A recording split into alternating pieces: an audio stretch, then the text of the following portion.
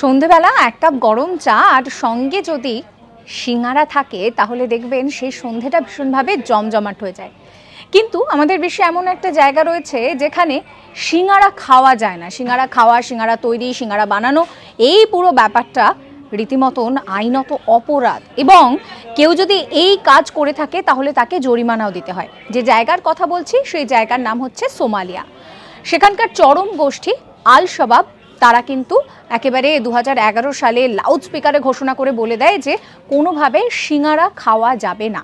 সেখানকার মানুষ সিঙ্গারাকে সাম্বুসাস বলছে।